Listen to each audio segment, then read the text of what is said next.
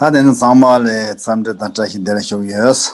那这边呢，就是有3个问题呢，要请问哥希拉。那第一个问题呢，就讲述到说，因为是就是第一次呢接触到广论，是一个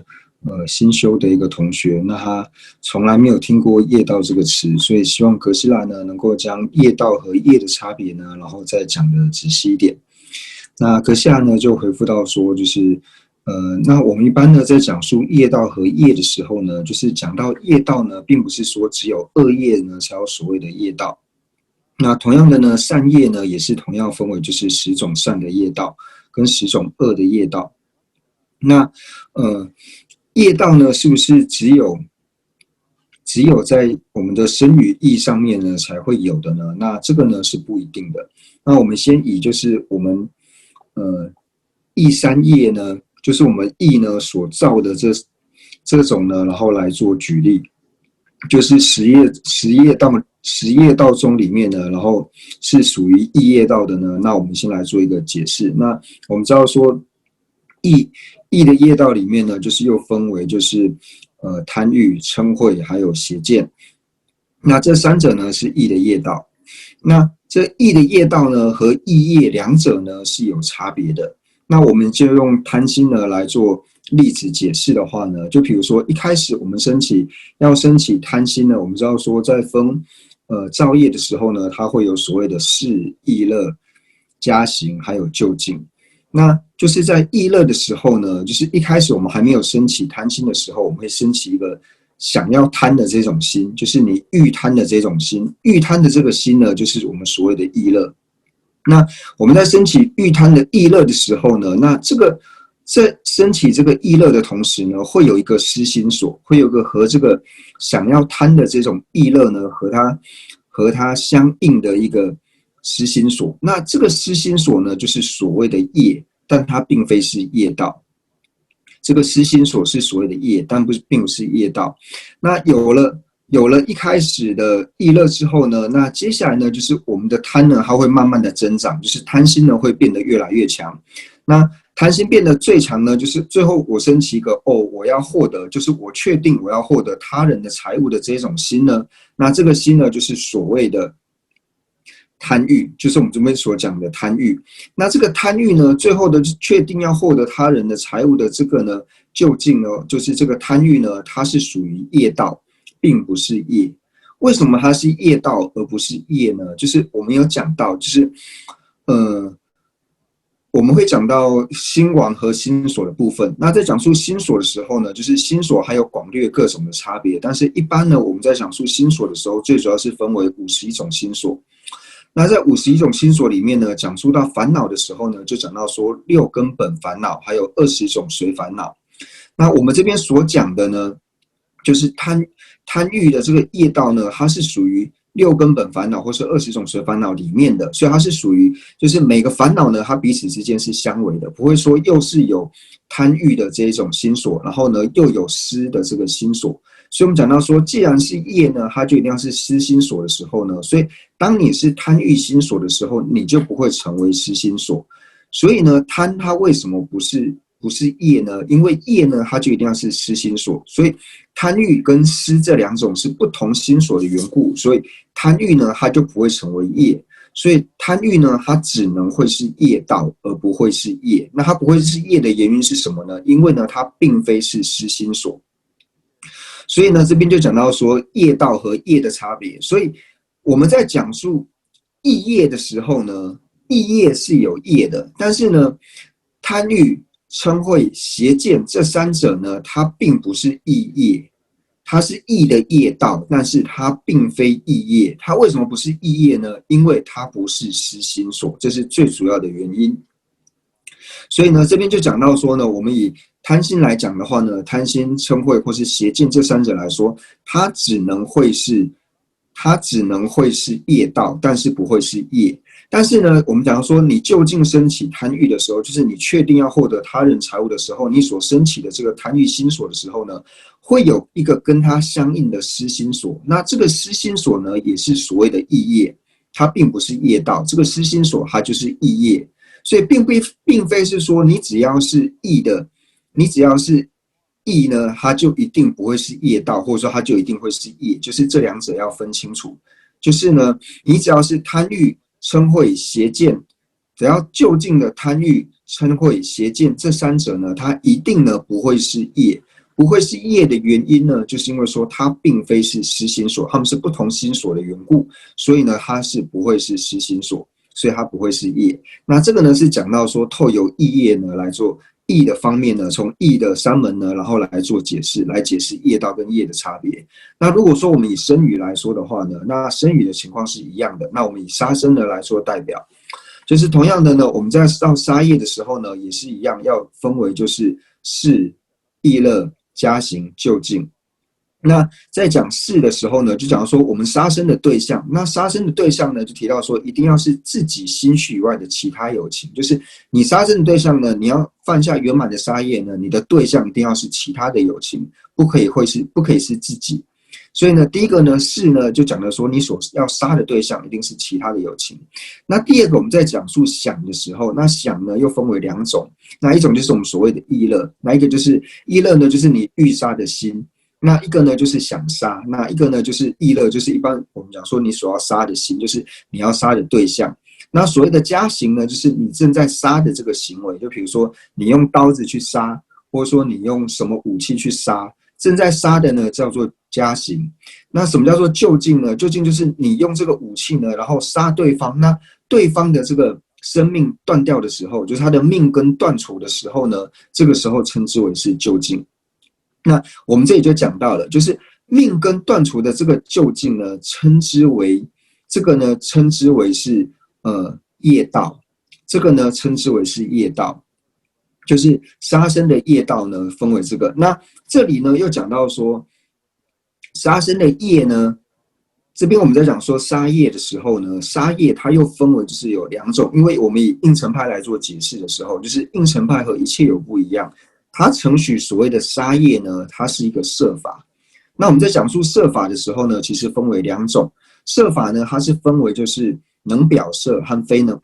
非表摄。能表摄就是一般我们所看得到的这种呢，叫做能表摄。那非表摄呢，就是我们所看不到的这种颜色呢，叫做非表摄。那所谓的杀业，就是我们的身业跟口业呢所造的业呢，它都是属于能表摄，它都是属于非表摄。就是看不到的这种非表摄，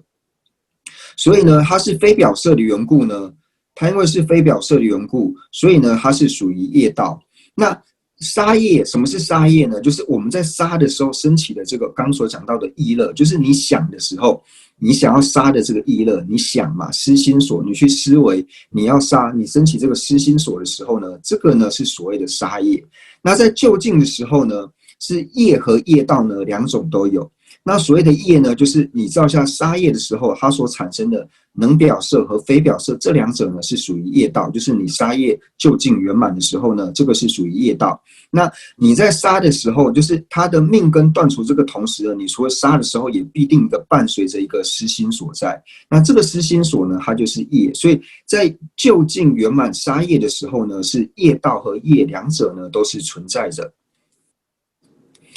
那第二个问题呢，就是我们之前在讲到说因加行故业重的时候呢，就提到说我们以杀生为例。那在杀生的时候呢，就是杀大的动物呢，比杀小的动物呢，然后来的罪呢来的重。那上次呢是有做这样子的解释。那这边就想请问格西拉，就是那如果是这样的话呢，就比如说我们在吃饭的时候呢，那我可能杀一头牛呢，那我杀一头牛，但是呢，我可以就是让很多人得到饱足。那造下这样的杀业，跟我可能说，我为了为这一群吃饭呢，所以我可能要杀了很多的这种，比如说像是海鲜、鱼类、虾类这种的话呢，那这样的话，比如说杀小的动物，它造的业比较重吗？那接下来呢，就回复到说，我们之前呢在讲到说因加行故业重的时候呢，是讲到说你杀一只比较大的动物跟一只比较小的动物。这样子来比较的时候呢，杀一只比较大的动物呢，它的业呢是比较重的，是以一只来做比较，而不是说你拿一只大的动物跟很多只小的动物来做比较，并不是这个样子。这只是说它因加行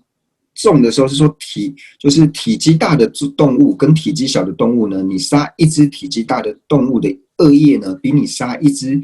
体积小的动物的业呢来得更重之外，并不是说你杀一只呢大的动物跟杀很多只小只的动物比起来呢，这个哪个比较重？那如果说这样子比谁比较重的话呢，那这个其实我也没有办法回答，因为我不知道说杀一只大的动物呢到底造了多重的恶业，然后杀了很多只小的动物呢造了多重的恶业，这个我也没有办法去做一个比较。但是以一只和一只来做比较的呢，是杀一只大的动物的恶业呢，比杀一只小的动物的恶业呢来得大，是这样子的。那第三个问题呢，就是想请示哥斯拉，就是呢，因为家人呢对于我学佛呢就是非常的反对，所以每次在学习佛法的时候呢，就变说到说妄语，然后呢也很担心呢，就是父母呢他可能因为对于我学佛呢，然后由此因为心里就是他们不欢喜的缘故呢，可能会造下一些谤法的恶业。那遇到这种情况的时候呢，那该如何的做处理？那阁下呢就回复到说，就是在回复这个问题之前呢，就是该怎么处理呢？就是应该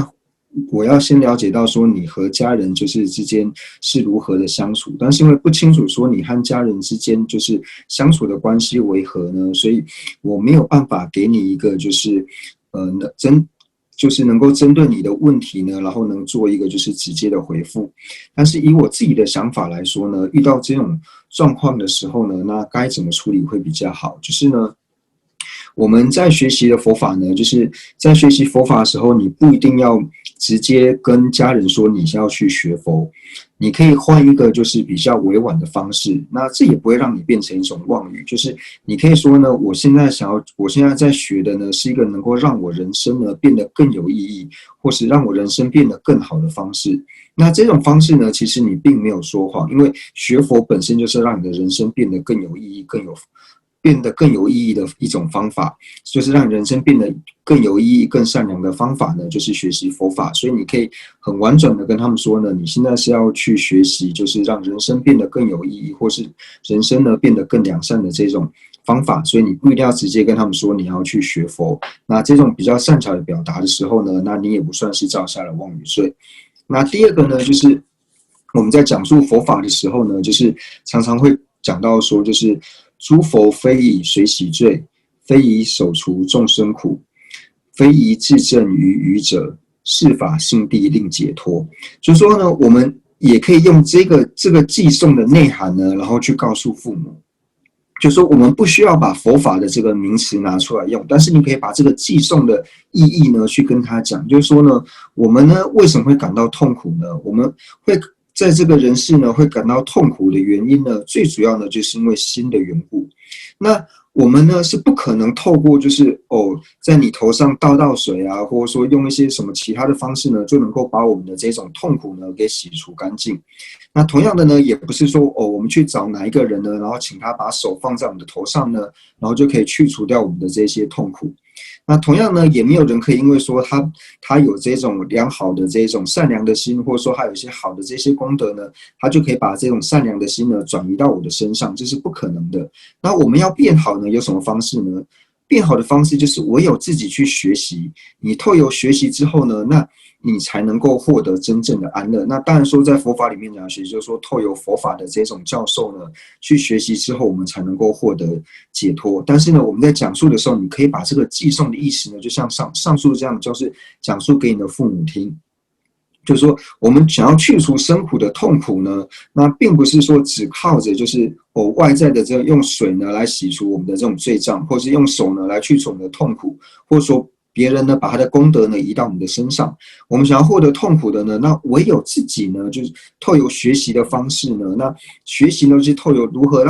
帮助我们的内心呢能够获得安乐的方法。那你可以用这种方式呢去跟讲说，你现在是在学这种方法。那并不需要把佛法这个名词放进去。那透由这样子的话呢，那父母他可能也不会说特别呢对你做一些障碍。那这是第二点。那第三点呢，就是我们现在呢能够学习佛法呢，就表示说我们在过去世的时候呢，一定是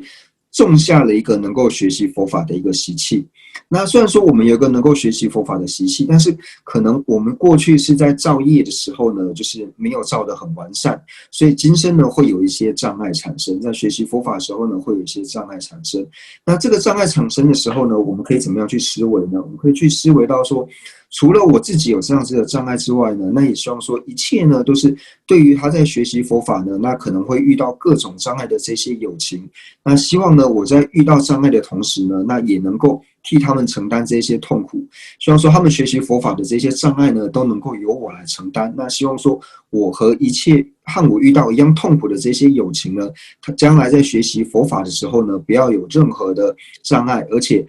现在障碍我的这些家人或是父母呢，希望说他们将来呢也能够学习佛法，然后呢也能够去入佛道，然后能够做这样子的发愿。那我想这样子呢，不论说是对自己或者说对家人呢，都有很大的帮助。那这是我的想法，因为我并不清楚说您和家人呢之间的相处关系，所以我没有办法做一个就是直接针对对于你呢该怎么去处理的这种方式。但是呢，我想应该可以透过这3种思维的方式呢，或许多多少少呢是有一些帮助的。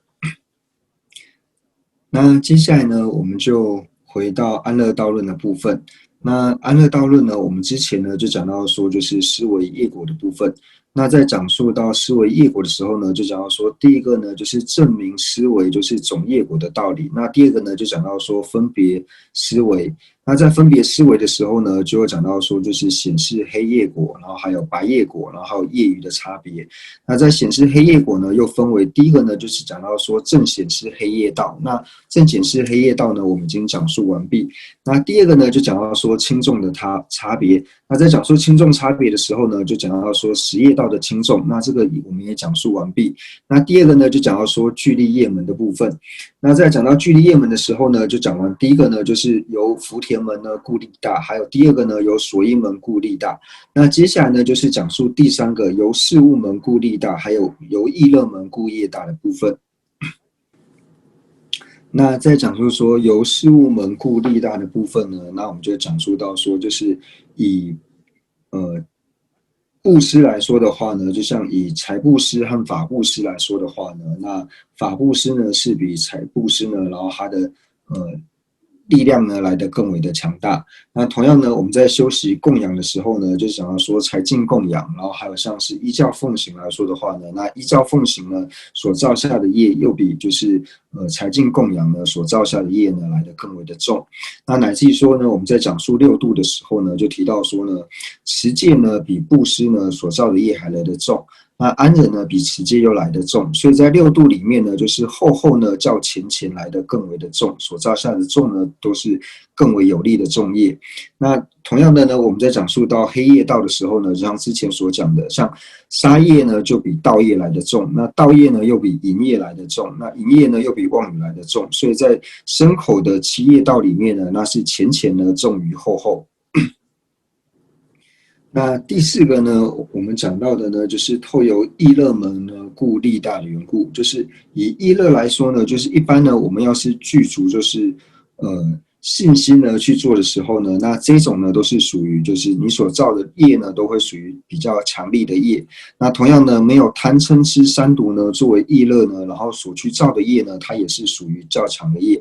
那与没有3毒相比呢，那我们如果能够持之一个就是希望能够获得出离心，就是以出离心摄持的方式呢作为你的意乐，那所造下的业呢又比前面的来的更重。那最殊胜呢，就是我们透由菩提心的摄持呢，以菩提心摄持做我们的动机，然后你所做下任何的善呢，那它呢全部呢都会成为重业。那在这里呢，就讲述到说，就是世尊呢，他在经典里面呢有讲到说，如果呢3000大千世界呢所有的有情，那3000大千世界所有的有情呢，就等于是无量有情。那无量的有情呢，他们每一个有情呢，他们都造了一个就是如同须弥山一样大的佛塔。那造了这个佛塔之后呢，那他是多劫的呢来供养这个佛塔呢。那所累积的功德和一个你具备菩提心的一个菩萨呢，他将一朵花抛上空中呢，供养3宝的功德相比的话呢，那后者的功德呢大于前者的功德。那这就是以意乐门，就是因为你以菩提心呢作为摄持的缘故，所以你因为有菩提心摄持，所以你即使将一朵花抛上空中呢，去供养三宝的功德呢，都叫三千大千世界一切的有情呢，盖得如同如须弥山一样大的这种佛塔之后，然后多觉去供养所造下的善根呢，那菩萨呢，他的供养呢，他的力量是来得更为的强大。那我们这边呢，就是举一个例子来说呢，就是如果我们在修持道次第的时候呢，其实是可以具备就是具力业门呢这4种呢，我们都可以符合的。就是讲到说，我们可以同时具备了，就是由福田门故力大，由所依门故力大，还有呢，由事物门故力大，以及呢由意乐门故业大。那这边呢，我们就简单的做一个说明。就譬如说呢，我现在呢就是决定了要好好的开始来修持道次第的时候，那我们在修持道次第的时候呢，最初的时候一定要先做皈依和发心。那皈依和发心呢，就是我们的意乐。因此，我们的意乐呢是不掺杂的世间的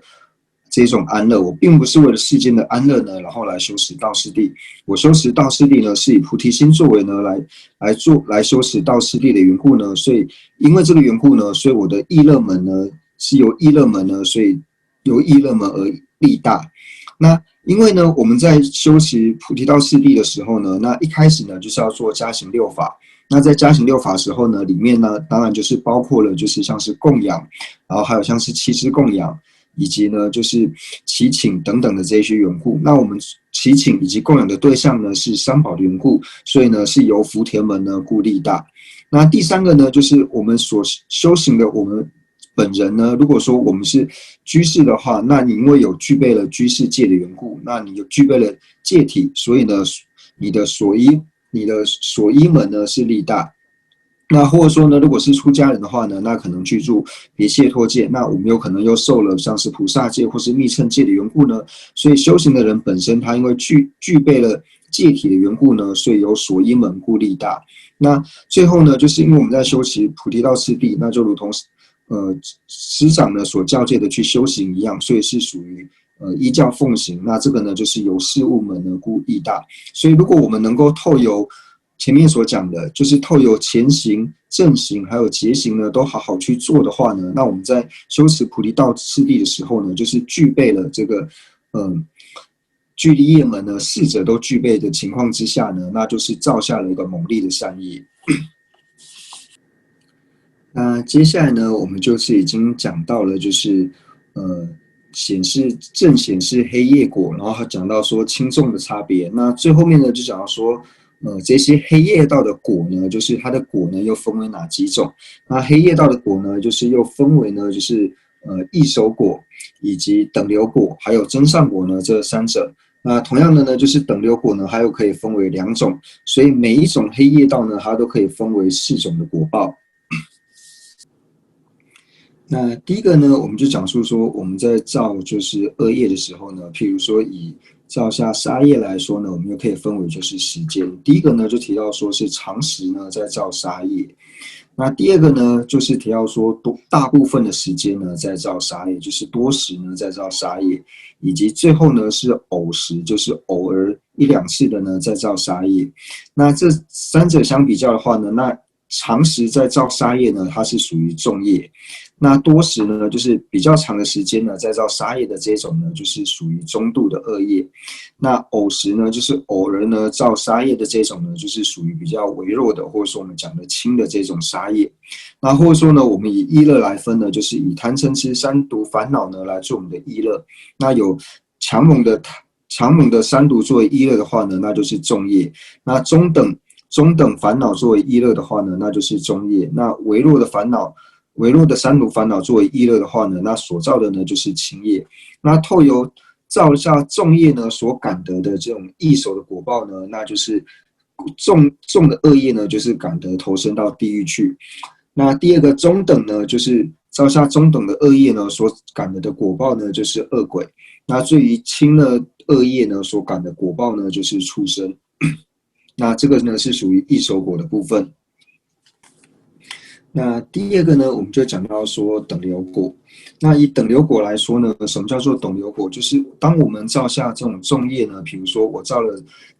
强猛的杀业呢，那之后我所感得的异熟果呢，就是投身到地狱。那我到地狱呢，受苦了，就是受了多极的痛苦之后呢，那我地狱的这种异熟的果报呢，已经就是感受完之后呢，那我接下来呢，可能投身到人中。那虽然说呢，我已经投身到人中，我的异熟呢，已经不是这种重的这种恶业，那我投身到了善趣。但是呢，因为我过去是呢造的这种强大的杀业的这种缘故呢，重的这种杀业的缘故呢，所以我所感受到的这种领受等流呢，就是虽然说我投身在人中，但是因为我过去杀生的缘故，所以呢，我会感得到是多病或者说呢短寿的这种果报。那这个呢，就是属于领受造下杀业的领受等流。那造下偷盗的领受等流呢，那就是虽然说你投身到人生呢，但是因为你偷盗的这个缘故呢，所以你的领受等流呢，就是会感到你的受用匮乏，或者说你的东西呢，常常会被偷走不见。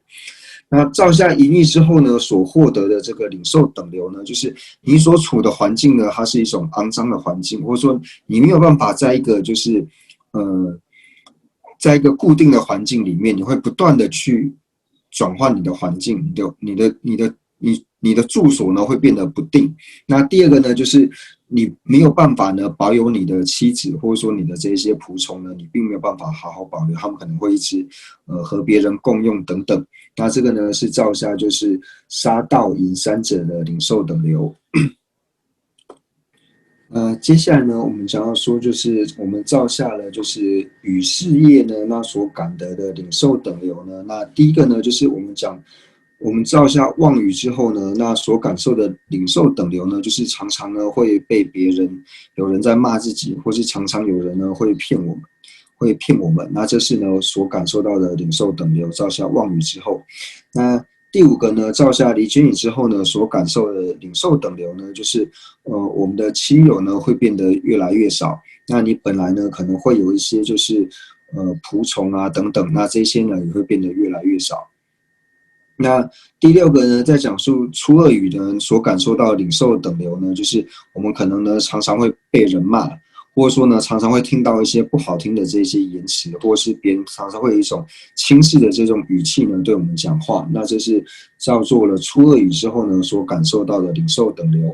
那讲了其语之后呢所感的领受等流呢，就是我们讲的话呢，就是别人呢常常不见得听得进去，或者说我们讲的话呢不会受到他人的重视等等。那这个呢是造下与事业呢所感受到的领受等流。那接下来呢就讲到说，我们造下了意三业之后呢所感受到的领受等流。那第一个呢，就是我们如果造下贪心之后呢，所感受到的领受等流呢，就是我们做任何事情呢，就是不容易呢达到目的地，就是我们想要的目标呢，我们很难达成。那这个呢是造下贪心之后呢所感受的领受等流。那造下了就是嗔心之后呢所感受的领受等流呢，就是我们很容易呢就是会感到害怕，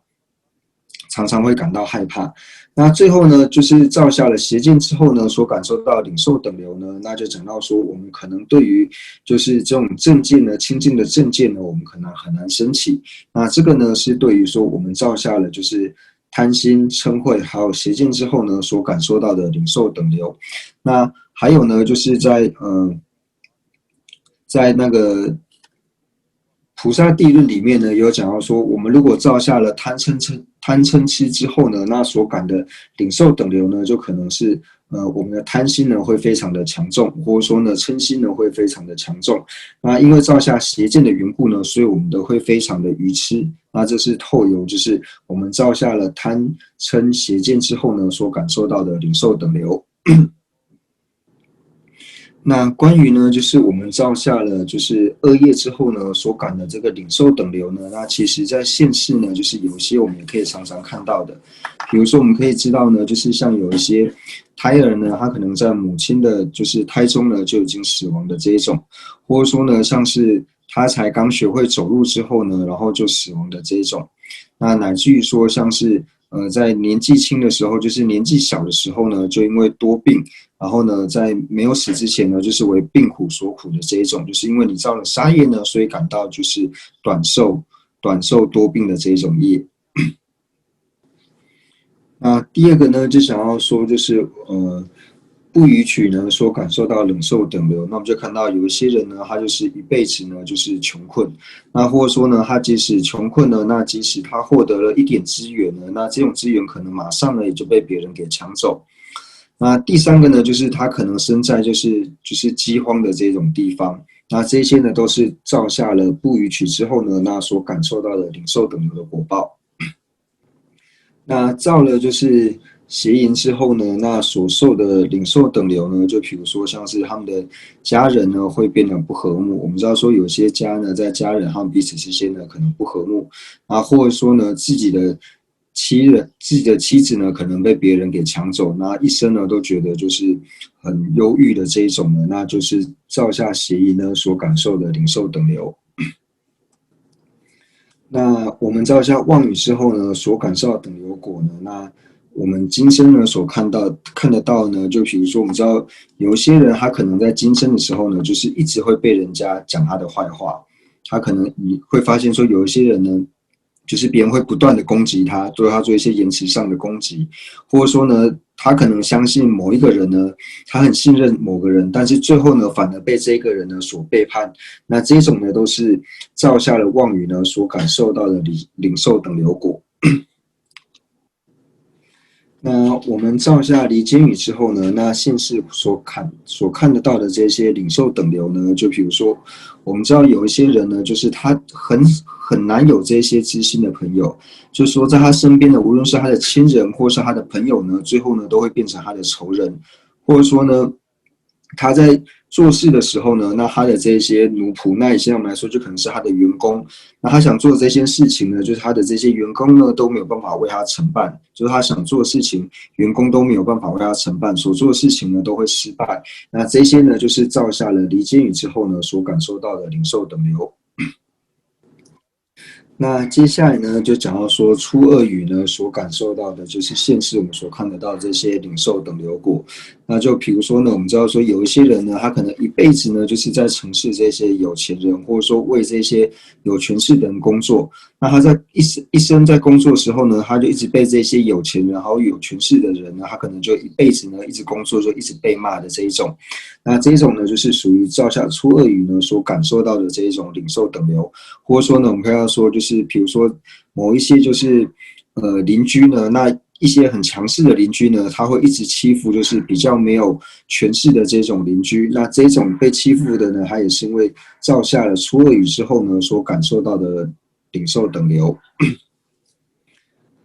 那第七个呢，就是造下祈语之后呢，所感受到的领受等流呢，就比如说像是有些人呢，他就算是说实话呢，那别人呢也不会相信他。那这种呢，就是造了祈语呢所感受到领受等流，或者说呢，他对一些比较重要的事情呢，或是比较有意义的这些事情呢，他对于这些事情他都没有办法去规划，掀不起任何的这种头脑。但是对于一些没什么意义、没什么用的这些小聪明呢，他反而有很多的这种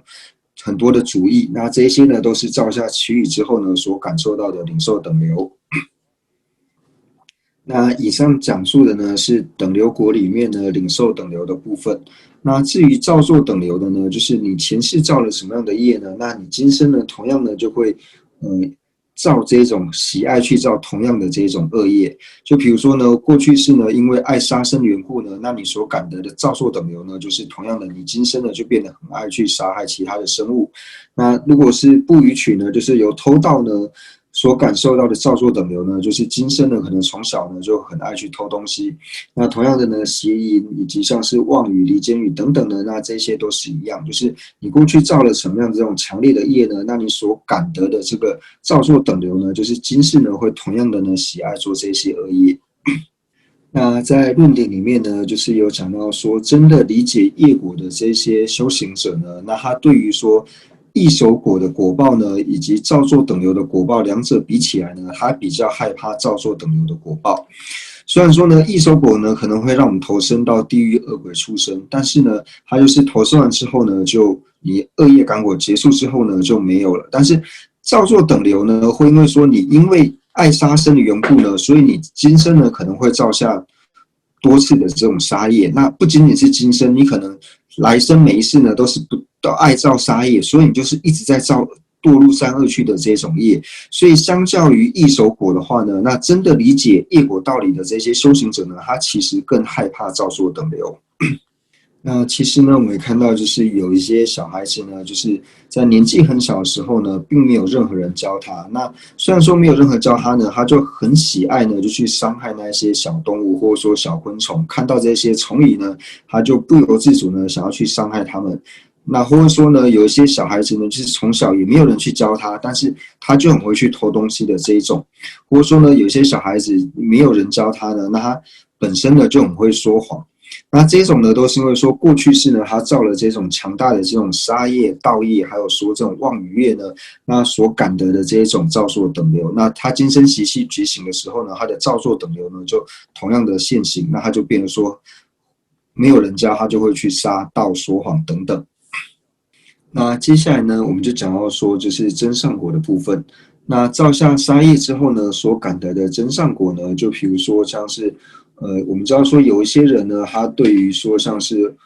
外在的这一些，比如说他在吃东西的时候，或是喝东西的时候，他很难获得营养，或者说他在生病的时候呢，他所吃的这些药呢，对他来说都没有帮助，那他的病呢，就是没有办法好起来。那像他对于吃东西摄取不到营养，或是吃药呢没有办法获得药力的这一种呢，那都是因为说他因为杀业的缘故呢所感得的这一种真善果。那接下来呢，我们讲到说不逾取的真善果呢，就提到说有一些地方呢，就是有些人他会投身在就是常年呢就是属于旱灾，然后呢没有办法有任何收成的这种地方，或者说呢就是常常产生这些饥荒，或者说呢他所在的地方呢常常就是有这种水灾，所以呢常常淹大水，所以这些作物呢也没有办法长得好，那常常没有东西可以吃的呢，那这种就是他造作不逾取呢所感得的真善果。那造下邪淫呢所感得的真善果呢，就比如说他出生的这个地方呢，他就是充满了这种恶臭，或者说呢，他所处在的这种地方呢，就是他内心真的很不欢喜，但是他又没有办法搬走的这种地方，就是处在他所不欢喜的这种地方呢，那这些就是造下了邪淫呢所感得的这种真善果。那接下来呢，就是讲到说与事业呢所造了与的4种恶业呢所感得的真善果。那第一个呢，就讲到说，如果我们造下了就是妄语之后呢，所感得的这些真善果呢，就是我们所做的任何的工作呢，就是你做的任何的工作呢，都无法进步。无论说你是像做船夫也好，或者说你是在开车的也好，就是你做的工作呢，就是你想要让你的工作呢能够进步，或者说让你的工作越变越好呢，都没有办法达成。那这是属于造下妄语业呢所感得的真善果。那造下了离间语呢所感得的真善果呢，就是你所居住的地方呢，它的地势呢不平坦，或者说呢它的交通呢很不方便的这种地方呢，那就是属于造下离间语之后呢所感得的真善果。那造下了就是出恶语呢所感得的真善果呢，就是你所住的这种地方呢，它可能充满了各种的荆棘，或者说各种的这种大石头。那这个呢是造下出恶语呢所感得的真善果。那造下其语呢所感得的真善果呢，就讲到说，就是比如说你所种的这些农作物呢，它没有办法按时的结果，或者说呢它在该成熟的时候呢没有成熟，然后在不该成熟的时间呢成熟，那这个呢是造下其语呢所感得的这种真善果。那最后呢就讲到说，就是贪婪呢就是我们贪欲心呢所造下之后呢所感得的真善果呢，就是我们所有的一切的好事呢，它都会渐渐的衰微，可能一天天一年年，然后一月一月呢就是越来越衰微，说好的这种事情呢就是越来越弱，越来越微弱。那我们造了嗔恚之后呢，所感得的真善果呢，就是你所处的地方呢，就是具备了多种的战争以及多种的这种瘟疫的这种疾病的传播。那造下邪见呢，所感得的真善果呢，就是所有一切呢，就是你所居住的地方的这个丰富的这种矿物的这种资源呢，矿产的这些资源呢，然后都会慢慢的消失。那以上呢，我们就是讲述了就是正式黑夜果，就是开始显示黑夜果，然后第二个呢就讲到说黑夜果里面呢它的轻重的差别，那以及第三个呢讲到说我们照下黑夜果。黑夜道之后呢，所感得的果报，那每一个果报里面呢，就分为就是易熟等流，那等流里面呢，又分为领受等流，还有照受等流，以及说真上果。所以每一个黑夜道呢，它又有4种果报。那以上呢，就是结束了黑夜道的部分。那接下来呢，我们就讲述到白夜道的部分。那白夜道呢，就同样的呢，它分为2个科判。那第一个呢，就是正式白夜道。那第二个呢，就讲到说白夜道的果。那如果说我们对于黑夜道的体性呢，还有它的果报呢，要是我们都能够很清楚了解的话呢，那同样呢，就是反过来就是断除呢，就是是一种黑夜道的这一种呢，那就是所谓的白夜道。所以呢，我们可以说呢，白夜道呢，就是断除就是杀、盗、淫、妄语、两舌、恶口、绮语，然后贪欲、嗔恚，还有邪见呢，断除这10种黑夜道呢，就是所谓的白夜道。那我们呢，举一个例子来说呢，就比如说今天呢，我有一个很好的朋友呢到家里来，那到家的时候呢，就是我因为这个很好的朋友，他难得到家里来一次呢，那我就想要好好的呢款待他，那我就想要呢我就想杀一头羊呢，然后来请朋友吃。那但是呢，要杀羊的时候呢，那我看到这头羊的时候呢，然后我就发现说，这头羊呢，它其实呢，除了就是比较愚痴之外呢，那和我呢其实没有任何的差别。我们仅仅呢只是外向上面有差别之外呢，那实际上呢，他很珍惜他的性命，那我也很珍惜我的性命，所以我们2者呢在珍惜性命这一点呢是一样的。所以我只是为了呢让我的朋友开心呢而杀害这一头羊的话呢，实在是一件不应该的行为。所以呢，由此而生起一个就是不想要杀不想杀这一头羊的这一种动机呢，那就是我们一开始所讲的动机。那这个动机呢变强之后呢，那我们会不断的去努力呢，就是不要去造下这个杀业。那我们会透过各种方式呢，然后让自己呢不要造下杀业呢。那这个呢是属于就是加行的部分。那最后呢，就是确定呢我不杀这头羊，因为我想要说他的生命和我一样珍贵，所以我确定不杀的呢，那这个呢就是造下了就是不杀的这个业的这个究竟。所以呢，这边呢它也同样呢是分为就是意乐就是我们讲的动机，然后呢加行呢就是我们努力的断除呢不要去杀害它。那究竟呢就是确定呢不杀害这一头羊。那事呢就是指这一头我所要杀的这一头羊呢就是我们的事，所以它一样分为事、意乐、加行、究竟。那所以呢我们可以了解到说，就是我们呢不造12业呢，就是不去做12业呢，并不表示说我们圆满了就是10种白业道。就是说，你所谓的就是你正在行白业道呢，并不是说你不做10种黑夜道就表示说你在行白夜道。就以杀生来说，就像刚刚讲的，就是你遇到不得不杀的时候，或者说你遇到就是想要杀生的状况的时候呢，那你遇到这种状况，比如说你为了吃东西呢，你觉得说为了吃东西而要杀一头羊，杀某种生物的时候呢，那你想到说啊，我不应该这样子去做。那由这种呢升起了不应该杀的意乐，那升起了不应该杀的意乐之后呢，那我的身口呢努力的就是去照做防护，就是不要杀的这种行为，然后最后呢确定不杀的这一种呢，那圆满究竟这种不杀呢，那这个呢才称之为是白夜道，并不仅仅说你不杀生呢，就是表示说你在承办白夜道，并不是这个样子的。那所以同样的呢，在偷盗的时候呢也是一样。偷盗呢，就比如说我们遇到就是不得不偷的状况，或者说遇到我们升起了想要偷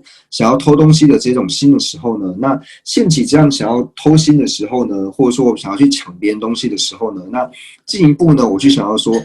有了这些财富之后呢，就是财富呢，它其实是一个罪恶的一个根源。为什么呢？因为财富呢，第一个呢，我们要去累积。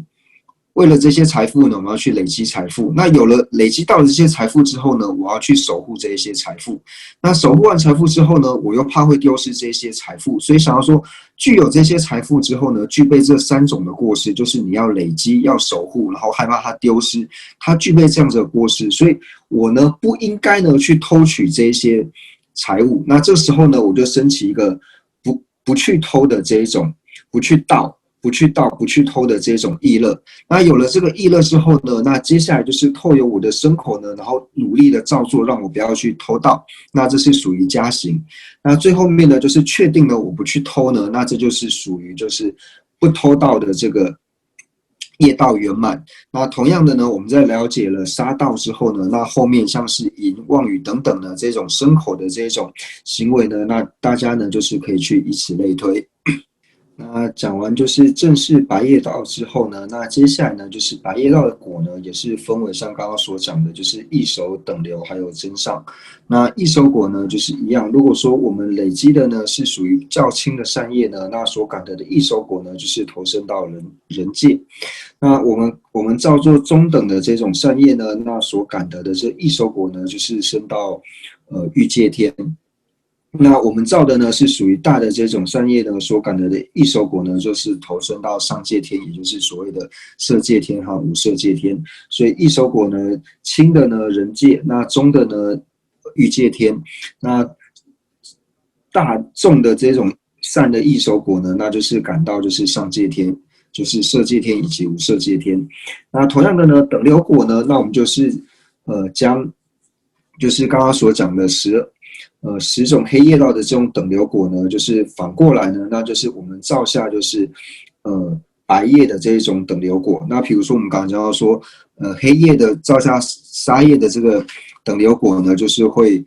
短寿，然后多病。那所以反过来说呢，你造下了不杀生呢，你所感得的等流果呢，那就是能够获得长寿，然后无病。那同样呢，以偷盗来说呢，我们刚刚说偷盗的时候呢，就是你的受用会匮乏，那你所享用的这些所吃的这些东西，你没有办法获得就是营养以及药力呢，没有办法获得。那同样的呢，你受持就是不去偷盗的话呢，那你所感得的等流果呢，就是你的受用呢圆满，然后你所吃的药或者说你所吃的这些东西呢，你很容易从中获得营养以及说药力。那其他呢，就是把这些黑业道呢反过来呢，那就是白业道呢它所感得的这些果报。那这边呢稍微做一下修正，就是刚刚呢所讲到的，就是当所感得的这个不杀生的领受等流呢，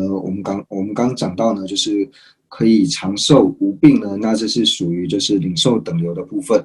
那刚刚讲到说就是药力呢，这个药力就是受用广大，还有药力具足的那个，刚刚说到说是偷盗的这个不偷盗的这个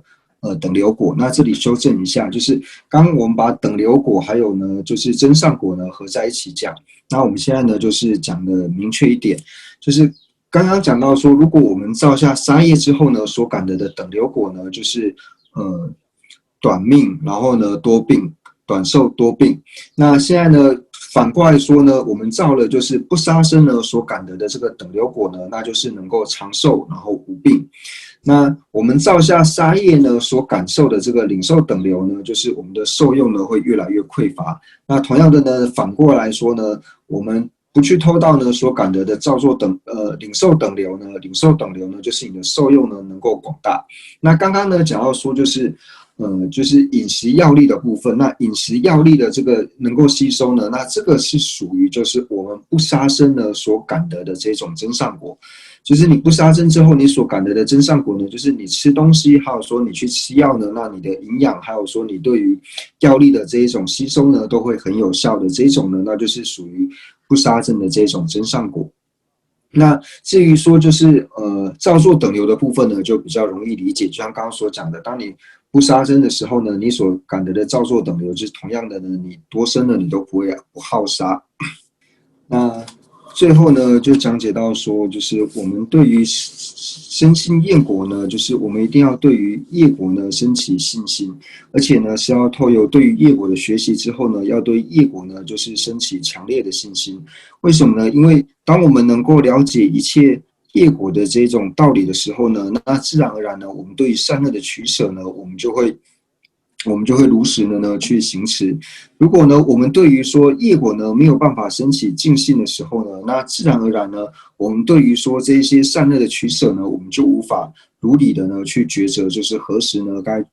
取善，然后何时呢该弃恶。所以对于业果，对我们来说呢是非常重要的。那经论里面呢，就是比如说像是对于咸鱼一元经，好像是四念住经，以及像是在讲述就是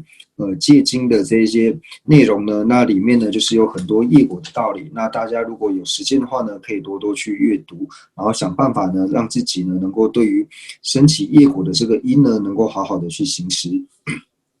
那